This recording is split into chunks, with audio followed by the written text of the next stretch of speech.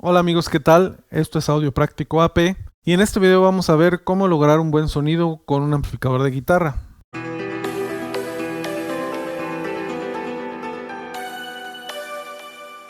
Para este video vamos a utilizar una guitarra Nuke Hoover modelo Orca con un amplificador Mesa Boogie Dual Rectifier Road King 2, el cual amplifica un gabinete Mesa Boogie Road King con dos bocinas de 12 pulgadas. Los círculos amarillos pegados en el gabinete representan el contorno de la bocina para poder apreciar de una mejor manera las diferentes posiciones del micrófono con el que capturaremos el sonido.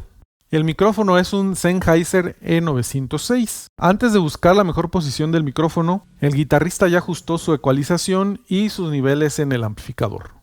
Con estos cambios de posición de micrófono, observaremos cómo cambia drásticamente el sonido sin mover ningún nivel del amplificador.